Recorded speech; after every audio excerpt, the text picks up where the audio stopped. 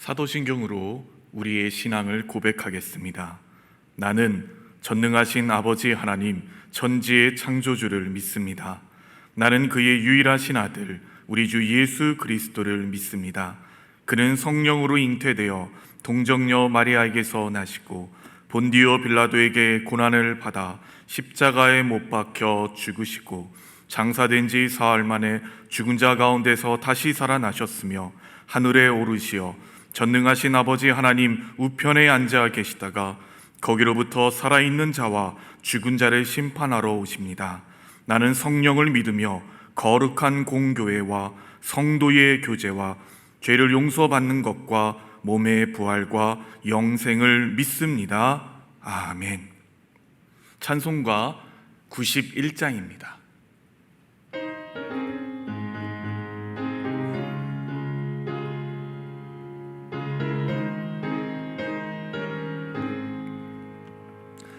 슬픈 마음 있는 사람 예수 이름 믿으며 영원토록 변함없는 기쁜 마음 얻으리. 예수의 이름은 세상의 소망이요 예수의 이름은 천국의 기쁨일세. 거룩하신 주의 이름 너의 방패 삼으라. 환난 시험 당할 때에 주께 기도드려라. 예수의 이름은 세상의 소망이요 예수의 이름은 천국의 기쁨일세. 존귀하신 주의 이름 우리 기쁨되도다. 주의 품에 안길 때에 기뻐 찬송 부르리. 예수의 이름은 세상의 소망이요 예수의 이름은 천국의 기쁨일세. 우리 갈 길 다간 후에 보좌 앞에 나가 왕의 왕께 경배하며 면류관을 드리리. 예수의 이름은 세상의 소망이요 예수의 이름은 천국의 기쁨일세. 아멘. 장례 광고가 있습니다. 삼교구 이태환 집사님의 모친 되시는 고 김선여 권사님의 입관 위로 예배가 오늘 오후 3시 30분, 발인 예배는 내일 오전 6시 30분 성남시 장례식장에 있습니다. 위에서 기도해 주시기 바랍니다. 하나님께서 오늘 우리에게 주시는 말씀은 구약 성경 사사기 3장 15절로 25절의 말씀입니다. 구약 성경 사사기 3장 15절로 25절의 말씀을 제가 봉독하겠습니다. 이스라엘 자손이 여호와께 부르짖음에 여호와께서 그들을 위하여 한 구원자를 세우셨으니 그는 곧 베냐민 사람 게라의 아들 왼손잡이 에웃이라. 이스라엘 자손이 그를 통하여 모압 왕 에글론에게 곡물을 바칠 때에 에웃이 길이가 한 규빗 되는 좌우에 날선 칼을 만들어 그의 오른쪽 허벅지 옷 속에 차고 곡물을 모압 왕 에글론에게 바쳤는데 에글론은 매우 비둔한 자였더라. 에웃이 곡물 바치기를 마친 후에 곡물을 메고 온 자들을 보내고 자기는 길갈 근처 돌 뜨는 곳에서부터 돌아와서 이르되 왕이여 내가 은밀한 일을 왕에게 아뢰려 하나이다 하니 왕이 명령하여 조용히 하라 하매 모셔선 자들이 다 물러간지라. 에훗이 그에게로 들어가니 왕은 서늘한 다락방에 홀로 앉아 있는 중이라. 에훗이 이르되 내가 하나님의 명령을 받들어 왕에게 아랠 일이 있나이다 하매 왕이 그의 좌석에서 일어나니 에훗이 왼손을 뻗쳐 그의 오른쪽 허벅지 위에서 칼을 빼어 왕의 몸을 찌르매 칼자루도 나를 따라 들어가서 그 끝이 등 뒤까지 나갔고 그가 칼을 그의 몸에서 빼내지 아니하였으므로 기름이 칼날에 엉겼더라. 에훗이 현관에 나와서 다락문들을 뒤에서 닫아 잠그니라. 에훗이 나간 후에 왕의 신하들이 들어와서 다락문들이 잠겼음을 보고 이르되 왕이 분명히 서늘한 방에서 그의 발을 가리우신다 하고 그들이 오래 기다려도 왕이 다락문들을 열지 아니하는지라 열쇠를 가지고 열어본즉 그들의 군주가 이미 땅에 엎드려져 죽었더라. 아멘. 요즘처럼 비데를 쓰는 깨끗한 화장실에서야 별로 이야기거리는 없지만 아마 푸세식 화장실을 집에서 써본 분들이라면 아마 몇 가지 이상의 에피소드들이 있으실 겁니다. 더운 여름철에 시원한 이야기를 한다며 할아버지 할머니께서 고전적으로 들려주시던 그 유명한 화장실 이야기. 빨간 종이 줄까? 네, 파란 종이 줄까? 어린 시절 그 이야기를 듣고 얼마나 무서웠는지, 그 이야기 듣고 비 오는 날 집에서 약 한 4분 거리에 있는 화장실을 갈 때면 너무 무서워가지고 저희 누나 한 명을 데리고 꼭 화장실을 갔었습니다. 집이 커가지고 그런 게 아니라 화장실이 집 밖에 있어서 그 당시 개척교회 시절에 동네 가장 높은 곳에 그 화장실이 있었어요. 너무 무서웠어요. 용변을 보다가도 그 아래는 깨끗하지도 않는데 계속 아래를 봐야 했던 그 기억이 있습니다.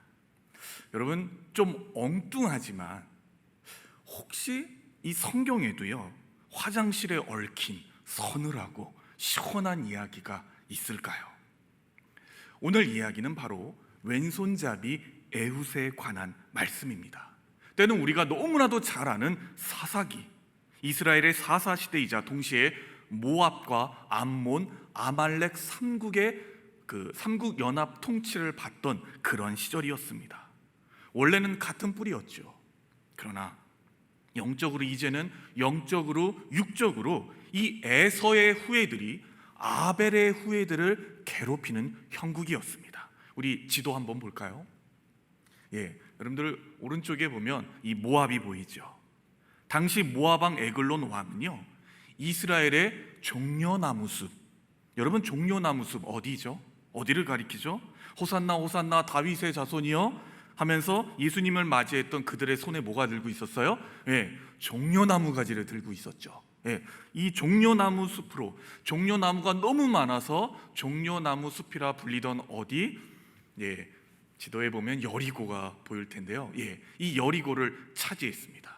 그리고서는 특별히 이 이스라엘의 베냐민 지파와 에브라임 지파를 중심으로 조공을 바치며 이스라엘을 부단히도 괴롭히던 시절이었습니다. 자, 여러분, 무려 몇 년간이었을까요? 무려 18년간. 여러분, 당시 수명이 50세가 되지 않았습니다. 그러니까 여러분 18년이라고 한다면 인생의 절반이에요. 그 오랜 기간 동안 이 모압은 이스라엘을 괴롭혔습니다. 이 모압 왕 에글론이 이스라엘 백성을 괴롭힌 지 언 18년. 이제 이스라엘 백성은 더 이상 그 고통을 견딜 수가 없습니다. 그리고 드디어 우리 하나님을 외쳐 부르기 시작했습니다. 하나님, 우리를 살려주십시오. 그리고 하나님께서는 그 기도를 들으시고 하나님께서 한 사람을 세우셨습니다. 그 사람이 바로 오늘의 중심 인물, 바로 에훗이었습니다. 오늘 본문 15절에서 그런데 이 에훗에 관해서 이렇게 이야기합니다. 우리 함께 읽어보겠습니다. 시작. 그는 곧 베냐민 사람 게라의 아들 왼손잡이 에훗이라. 이 짧은 문장을 통해서 우리는 에훗의 상황을, 그 정황을 유추해 볼 수 있습니다. 먼저 에훗은요 베냐민 지파 사람이었다고 합니다. 여러분, 베냐민은 야곱의 12아들 가운데 몇째예요? 마지막 아들이에요. 가장 막내였습니다. 가장 어린 막내. 그러니까 베냐민 지파를 서열로 따지면 이스라엘의 가장 저 꽁무니에 있는 지파입니다. 그러니까 가장 어리고 가장 연약한 지파였습니다. 여러분, 이 말은 에훗은 출생부터 명문 가문 출신은 아니었다란 말입니다. 당시 이스라엘은 정치적으로는 유다와 에브라임 지파가 가장 영향력이 컸습니다. 그리고 종교적으로는 당연히 레위 지파가 가장 강성했습니다. 이러한 측면에서 보면 에훗의 미래는 그렇게 꼭 밝다고 말할 수 없습니다. 게다가 아마 사사기를 끝까지 읽어보신 분들은 베냐민 지파에 어떤 큰 사건이 벌어지는지 여러분들은 아실 겁니다. 너무나도 끔찍한 사건이 일어나죠. 오늘 다룰 이야기는 아닙니다. 그러니까 이래나 저래나 베냐민 지파 출신의 에훗, 그렇게 밝은 미래는 아니었던 것 같습니다. 게다가 여러분, 오늘 말씀을 보면 이 에훗의 별명이 나옵니다. 여러분 뭐죠? 왼손잡이 에훗이라. 혹시 나는 왼손잡이다라고 하는 분 한번 손 들어보십시오. 한번 손 들어보세요. 여러분, 제가 좋은 소식 하나 알려드릴까요? 왼손잡이이신 분들, 왼손잡이는요, 레오나르도 다빈치, 미켈란젤로 왼손잡이였대요. 괴테, 아인슈타인, 오바마, 클린턴, 여러 가지 인물, 이런 분들, 유명한 분들 전부 다 왼손잡이로 알려져 있습니다. 왼손잡이는 감수성과 똑똑한 두뇌를 가졌다고는 하는데 과학적으로 증명된 건 없습니다. 그러나 여러분, 적어도 왼손잡이라고 해서 비호감이야라는 소리는 듣지 않습니다. 오히려 왼손잡이 하면 걔 좀 똑똑하지 않나? 이런 생각을 할 정도로 우리는 왼손잡이에 대한 호감도 있습니다. 근데 여러분, 당시 중동 사회에서 왼손잡이라는 이 말이 얼마나 치욕적인 말입니까?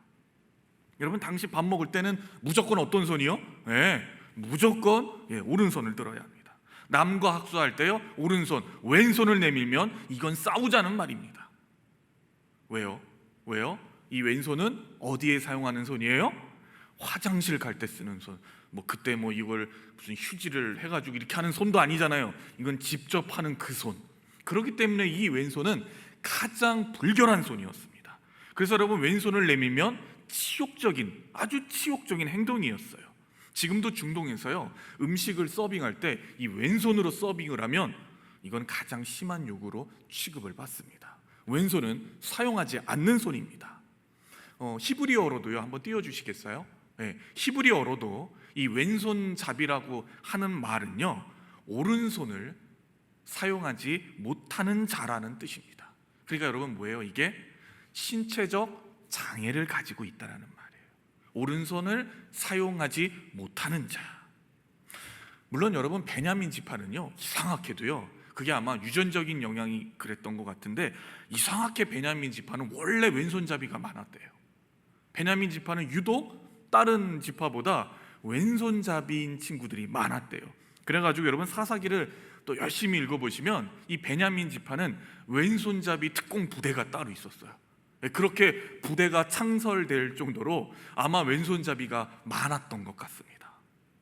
그런데 여러분, 아이의 별명이 왼손잡이 누구라고 고정된 사람은 아마 에훗이 유일했던 것 같습니다. 모든 것이 오른손으로 편제된 그 고대 사회. 따라서 여러분 생각해 보세요. 가장 약한 지파 출신의 그 지파적 핸디캡, 왼손잡이라고 하는 신체적 핸디캡, 이 모두를 가지고 있는 에훗은 당시 기준으로 보면 공동체를 이끌어갈 만한 리더십을 갖췄다고 말하기는 어려웠을 겁니다. 게다가 여러분 생각해 보십시오. 그 세금을 걷어다가 바치는 사람이 바로 에훗이었어요. 그러니까 이래나 저래나 이 편에서는 이 민족의 배신자라고 손가락질 받고, 저 편에서는 줏대도 없이 시키는 대로 하는 저 버러지 라는 취급을 받으면서 별 소망 없이 살아가고 있던 어떤 그때에 하나님께서는 누구를 부르셨다고요? 이 에훗을 부르셨다라는 사실입니다. 여러분, 하나님께서는 그런 에훗을 이스라엘의 무엇으로 삼으셨습니까? 오늘 말씀 한 구절 보도록 하겠습니다. 우리 함께 읽어보겠습니다. 시작. 여호와께서 그들을 위하여 한 구원자를 세우셨으니 그는 곧 베냐민 사람 게라의 아들 왼손잡이 에훗이라. 여러분, 하나님께서는 에훗을 이스라엘의 무엇으로 삼으셨다고요? 민족의 구원자로 삼으셨다는 사실입니다. 여러분, 이 말씀을 보면, 이런 말씀을 볼 때마다 참 그런 생각 들지 않아요? 하나님이 사람 쓰시는 건 참 묘하다는 생각이 들어요. 어떻게 하나님께서는 저 사람을 사용하실까? 그래서 여러분, 우리 하나님의 별명이요, 때때로는요, 의외성의 하나님, 아이러니의 하나님이라고 하는 이 별명을 가지고 있어요. 나라면 절대 그 사람 사용하지 않을 텐데, 그 사람은 어떻게 써? 근데 어떻게 해요? 우리 하나님은 쓰신다라는 거예요. 우리 고린도전서 1장 27절 말씀 읽어보겠습니다. 함께 읽겠습니다. 시작. 그러나 하나님께서 세상에 미련한 것들을 택하사 지혜 있는 자들을 부끄럽게 하려 하시고 세상에 약한 것들을 택하사 강한 것들을 부끄럽게 하려 하시며. 아멘. 여러분, 아멘 아닙니까? 이 말씀 읽을 때마다 저도 아멘이에요. 저도 가만 생각해 보면 제가 무슨 자격이 있어서 감히 강단에서 하나님 말씀 전할 수 있습니까? 참 감사한 거예요. 하나님께 너무너무 감사한 거예요. 소망이 생기는 거예요. 나같이 미련한 자를 하나님께서 사용하시는구나. 하나님 참 감사합니다. 그래요, 우리 하나님은 약한 자를 사용하십니다. 부족한 자를 우리 하나님은 사용하십니다. 그리고 그 사람의 약점을 오히려 장점으로 승화시키고, 또 그 사람이 그런 능력이 부족하면 어떻게 하세요? 그 상황을 유리하도록 만들어 가신다는 거예요. 그런 참으로 놀라운 역사를 우리는 여러 가지 세계적인 역사, 우리 성경을 통해서 우리는 얼마든지 목격할 수 있습니다. 역사적으로도 세상의 강한 자들을 우리 하나님께서는 부끄럽게 하셨습니다. 약한 자들을 통해서 말입니다. 근데 여러분, 우리는 어떠할까요? 정작 믿는 우리들은 어떠합니까? 죄송하지만 약점을 장점으로는 고사하고, 어때요? 심지어 하나님이 주신 그 귀한 장점을 가지고도 악하고 이기적이게 사용하고 있지는 아니합니까? 하나님이 주신 은혜마저도 교만하여져서 남을 찌르는 데 사용하는 그 부끄러움이 우리에게 있지 아니하는 겁니까? 여러분, 누가 진짜 우리의 원수인지도 모르고 아군과 적군을 구분하지도 못한 채 주신 그 은혜의 장점 가지고도 성도가 성도를 공격하는데 사용하고 있지 아니하냐는 거예요. 여러분, 교회에서 우리가 얼마나 많이 봅니까? 또 경험해 보시지 않으셨어요? 또 내가 그래 보지 않았습니까? 왜 하나님이 주신 그 은혜의 장점마저도 성도가 성도를 찌르는데 사용하냐, 이 말입니다. 참으로 부끄러운 모습입니다. 여러분, 오늘 말씀을 보면 모압 왕 에글론이 그리했다라는 겁니다. 모압은 이스라엘의 민족의 뿌리가 완전히 같습니다. 우리가 잘 알고 있습니다. 그 뿌리가 이스라엘의 그 민족 같은 사람이었지만 그는 오히려 자기의 핏줄과 같은 그 이스라엘 민족과 원수가 되어 자신의 권력과 자신의 돈과 힘을 이스라엘을 괴롭히는데 평생 사용했습니다. 누구보다 많은 장점과 누구보다 많은 은혜를 받았던 그 사람은 어떻게 했어요? 하나님의 민족을, 하나님의 사람들을 괴롭히는데 사용했다라는 거예요. 뭐를 위해서요? 자기의 이익을 위해서 말입니다. 그러다가 결국 오늘의 말씀의 사건이 일어나고 말았습니다. 여러분, 그 당시 에글론 왕은요, 이스라엘로부터 공물을 받았는데 그가 직접 나서서 받았던 것 같습니다. 여러분, 왜 그랬을까요? 다른 사람 시켜도 되잖아요. 그 유명한 그 모압의 왕 에글론은 자기가 왜 직접 그 곡물을 받았을까요? 왜요? 진짜 좋은 곡물이 오면 누가 가지려고요? 자기가 가지려고요. 이거 너무 좋아. 이건 내 거. 이거는 그냥 같이 써. 국고에 넣어도. 이 정도였던 것 같아요. 그러니까 여러분, 이 사람이 얼마나 욕심이 많은 사람인지 우리는 알 수 있습니다. 네. 자기가 좋은 건 직접 다 받고, 이건 내 거, 이건 그냥 너네들이 나눴어, 이랬던 것 같습니다. 그런 에글론 왕과 직접 대면할 수 있었던 사람 누구요? 바로 에훗. 에웃은 하나님께로부터 사사의 임명을 받고 이제 디데이를 잡았으니 바로 그 에글론 왕이 가장 좋아라 하는 조공받는 날을 민족 해방의 날로 잡고 준비에 들어갔습니다. 이 에웃이 맨 처음 한 일은요, 자기를 위하여 칼을 준비하는 것이었습니다. 약 한 40cm 정도 되는 칼을 준비했습니다. 여러분, 근데 보통 그 당시 오른손잡이였잖아요, 다들. 그러니까 오른손잡이는 칼을 어디다가 놔요? 칼집을 어디다 놔요? 네, 보통 자기 반대편에 놓죠. 그게 가장 빨리 뽑을 수 있으니까. 그래서 보통 이 왼쪽에 놓는데, 오늘 왼손잡이 에웃은 그 칼을 어디에 놨을까요? 네, 오른쪽에 놨을 거라는 거예요. 그런데 이제 경비병들이 그 몸을 수색할 터이니까 오른쪽 허벅지 안쪽에 숨겼을 거라는 거예요. 철저히 준비했습니다. 자, 그리고는 이제 왕을 만나서 공식적으로 1차 공물을 왕에게 바쳤어요. 아마 오늘따라 더 많고 더 좋은 공물들을 바쳤을 거예요. 왜요? 왕을 방심시켜야 하니까요. 네. 오늘따라 얘가 왜 이렇게 좋은 걸 많이 가지고 와? 이거 내 거, 이것도 내 거, 또 요것도 내 거. 너무나도 좋은 걸 많이 가지고 왔을 거예요. 그리고선 이제 공식적인 이 공물을 바치는 걸 다 끝냈습니다. 그리고 에웃은 잠시 어디를 갔다 왔다 빨리 돌아옵니다. 그리고 에웃은 왕에게 다시 만날 것을 요청드립니다. 자, 말씀 제가 한번 읽어보겠습니다. 왕이여, 내가 은밀한 일을 왕에게 아뢰려 하나이다 하니 왕이 명령하여 조용히 하라 하매 모셔선 자들이 다 어떻게 물러간지라. 다 물러가게 했습니다. 왕이시여, 제가 아주 중요한 정보를 가지고 왔는데 어떻게 좀 아래도 괜찮겠습니까? 아니, 얼마 전까지 그 진귀한 공물을 바쳤던 에웃 아닙니까? 이 자식이 좀 철이 더 들었나? 왜 이렇게 오늘따라 더 그러고 이렇게 좋은 것들을 가지고 오지? 좋아, 알았어. 그러고선 어떻게 했어요? 주변의 신하들과 자기 경비병들을 전부 다 물리쳤습니다. 다 물리치게 했어요. 야, 대체 얼마나 좋은 정보를 가지고 온 거야, 이놈.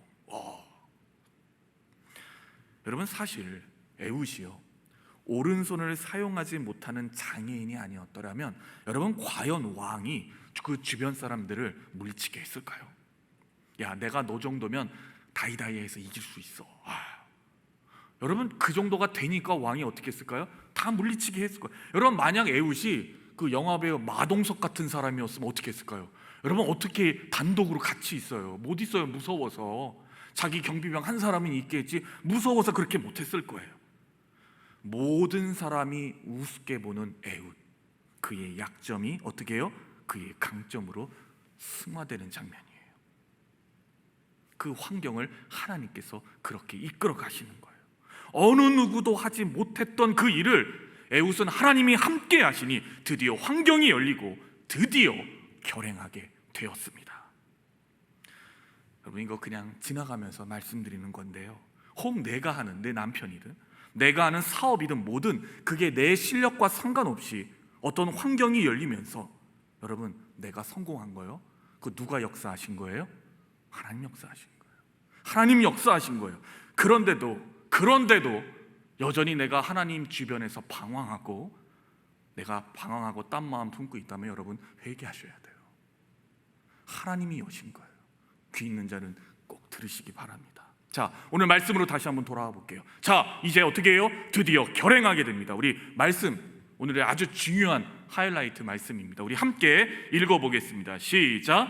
에웃이 그에게로 들어가니 왕은 서늘한 다락방에 홀로 앉아 있는 중이라. 에웃이 이르되 내가 하나님의 명령을 받들어 왕에게 아랠 일이 있나이다 하매 왕이 그의 자석에서 일어나니. 여러분, 오늘 말씀을 잘 보십시오.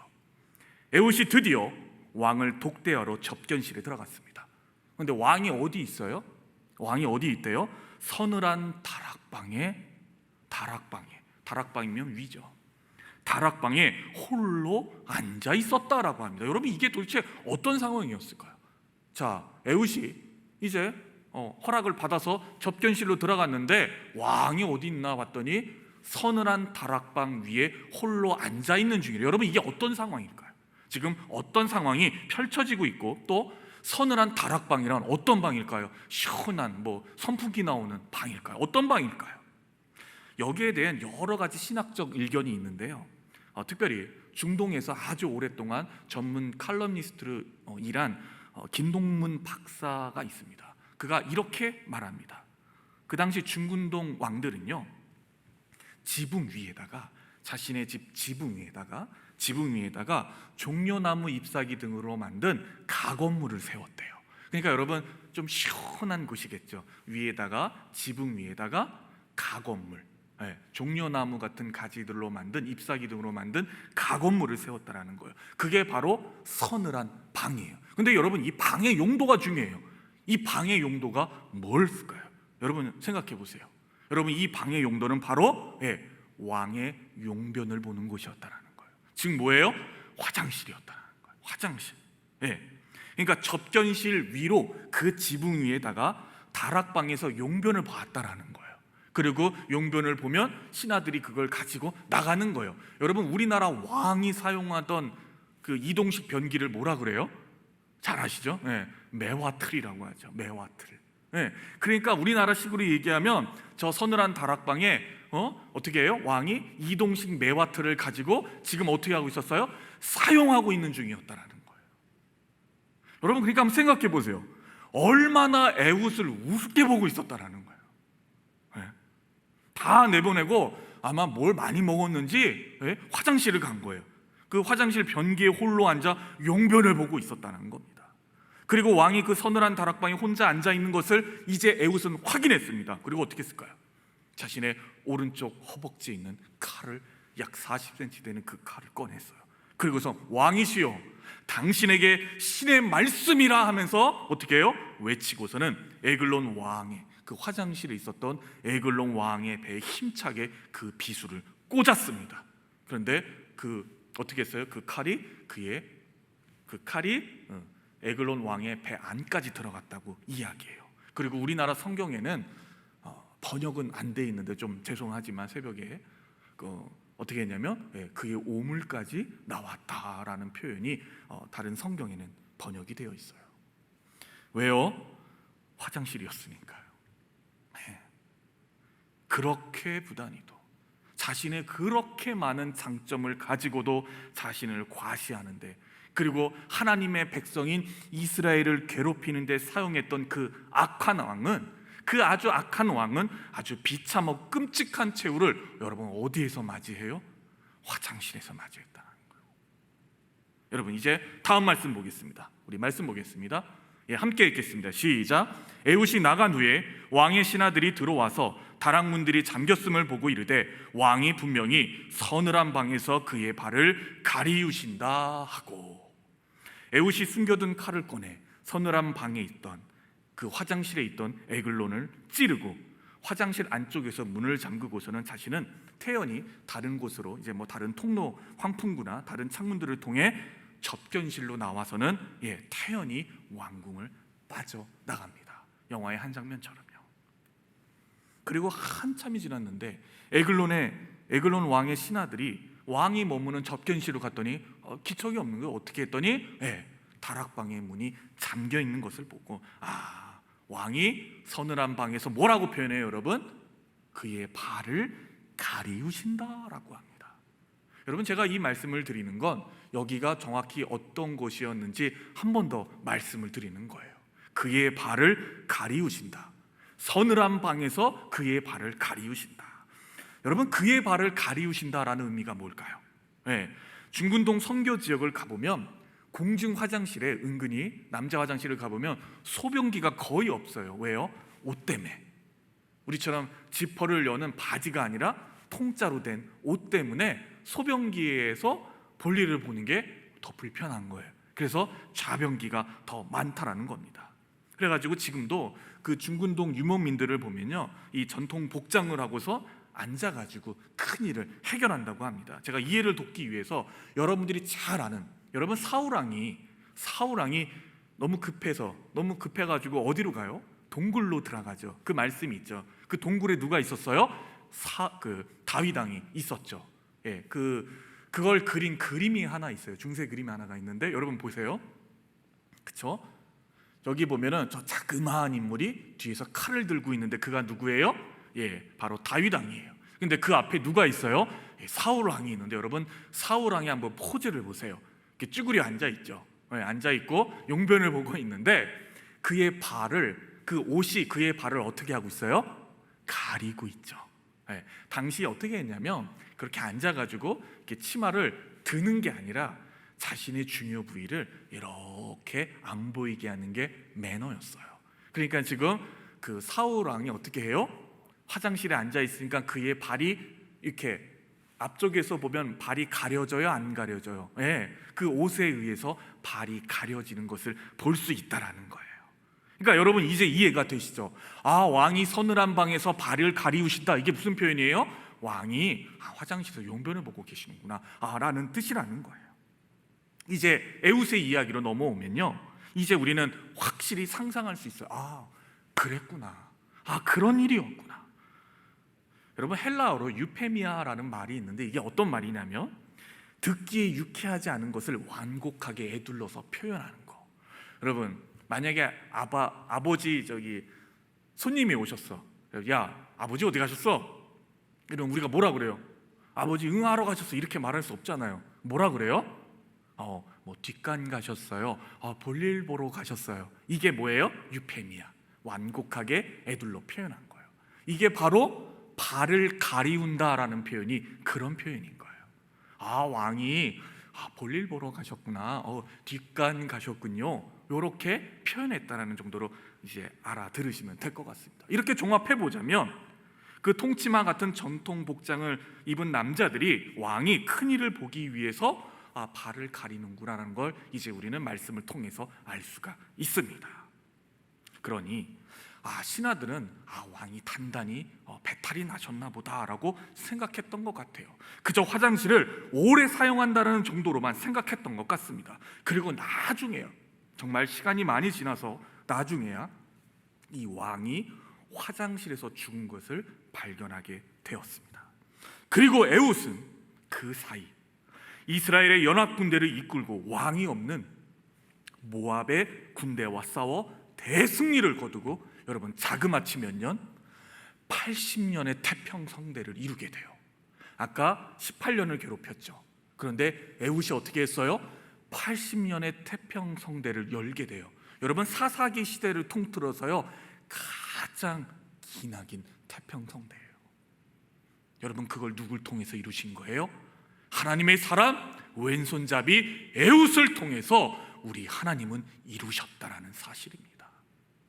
가장 연약한 자를 통하여 가장 긴 시대를 하나님께서는 열게 하셨습니다. 여러분 오늘 말씀을 보며 우리 하나님은 정말 의외성의 하나님이시구나. 그 연약한 자를, 누구에게나 손가락질 받는 자를 하나님께서는 사용하셔서 저 악한 에글론 왕을 또 어디서요? 자신이 사용하는 것 외에는 냄새나 하는 그 화장실에서 하나님의 역사를 이루셨다라는 사실입니다. 여러분 누가 생각이나 했겠어요? 누가 상상이나 했겠습니까? 여러분 모압에게는 치욕적인 일이지만 우리에게는 아주 화장실 버튼을 누르는 듯한 시원하고 서늘한 이야기입니다. 가장 연약한 자를 들어 가장 연약한 곳에서 역사하시는 하나님. 혹 이 말씀을 들으시면서 더러워하시는 분들은 진짜 더러운 게 뭔지 모르시는 분들입니다. 여러분 에웃은 연약했기에 아무것도 없기에 하나님을 붙들 수 있었습니다. 애초에 그의 배경엔 다른 옵션이란 존재하지 않았습니다. 마음이 가난한 자와 같은 그 에웃은 하나님을 붙들었고 하나님은 그를 사용하셨습니다. 제가 아주 유명한 이야기 하나 하고선 화장실에 관한 이야기 하나 이제 드리고 마치도록 하겠습니다. 오래전 충청도 어느 교회에 있었던 일이에요. 아주 유명한 화장실 일화입니다. 당시 그 시골 화장실은요, 그때 시골에 뭐가 있어요? 아무것도 없죠. 그래가지고 화장실을 뭘로 만들었냐면 그 폐 드럼통을 가지고 만들었어요. 드럼통 큰 걸 가져다가 그 교회 화장실로 만들었어요. 그리고 이제 뜨거운 여름 어느 한날이었어요. 주일이었어요. 그래가지고 이제 여름에 그 화장실을 써보신 분들은 알지만 이렇게 화장실 문을 열어보면 구더기가 그냥 가득가득해요. 그래가지고 거기 담임 목사님이 일찍 오셔가지고 성도들이 주일날 오니까 거기다가 뭘 갖다 부으셨냐면 신나를 갖다 부으신 거예요. 죽어라 하고 이렇게 부으신 거예요. 그런데 그때 그 장로님 한 분이 아직 그 연초를 끊지를 못하셔서, 담배를 끊지 못하셔가지고 이게 또 일찍 온 거예요. 성도들한테 담배 피는 거 들킬까봐 일찍 오셔가지고 그 화장실에 들어가셔서 담배를 피신 거예요. 구름 과자 맛있게 드시고선 그 꽁초를 어디다 마지막에 버리셨을까요? 그 아래다가 이렇게 톡 던지시는 그 순간 어떤 일이 벌어졌을까요? 봉 하는 거, 거기서 폭발이, 작은 폭발이 일어난 거예요. 그래가지고 난리가 난 거예요. 난리가 나가지고 다행히 그 장로님 크게 다치시진 않으셨는데 그 병원에 이제 가서 목사님께 그렇게 이야기했다는 거예요. 목사님, 화장실에도 하나님이 계시더라고요. 그렇게 이야기를 했대요. 그게 아주 유명한 이야기입니다. 여러분, 하나님은요, 오늘 말씀을 통해서 우리가 생각해 보는 건 뭐냐면, 하나님이 역사하시지 못하는 장소는 없다라는 사실이에요. 우리 하나님은요, 어느 곳에서든 역사하세요. 그것이 화장실이든, 그게 아주 연약한 보금자리든, 그것이 아주 연약해 보이는 교회이든, 그 어느 곳이든 우리 하나님이 역사하시지 못하는 장소는 없다라는 거예요. 여러분, 이게 또 무슨 말이에요? 여러분, 이게 뭐예요? 하나님이 역사하시지 못하는 사람은 한 사람도 없다라는 거예요. 연약해 보여도, 아무리 부족해 보여도 하나님이 역사하시지 못하는 사람은 없다라는 말입니다.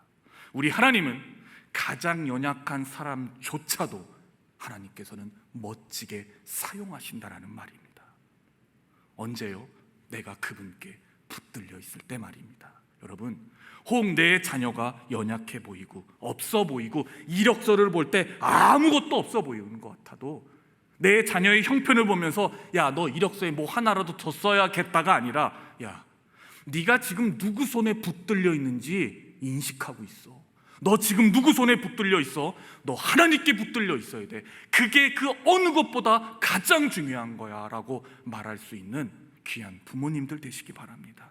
사랑하는 성도 여러분, 우리 하나님께 붙잡힌 바 되시기 바랍니다. 그때 그분이 우리를 사용하십니다. 내 자녀들의 화려한 스펙이 아니라 하나님이 나를 붙드실 때 우리는 비로소 진정한 인생이 되는 줄로 믿습니다. 내가 붙들고 내가 하려고 하면 내 수준의 일밖에 할 수 없지만 그것을 하나님의 손에 맡겨드릴 때 하나님께서 함께 하시고 하나님께서 하게 하시면 우리는 하나님의 일들을 할 수 있습니다. 내 실력과 내 형편을 보고 실망하지 마십시오. 이 어려운 시국에 여러분, 내 형편으로 쪼그라들지 마십시오. 실망하지 마십시오.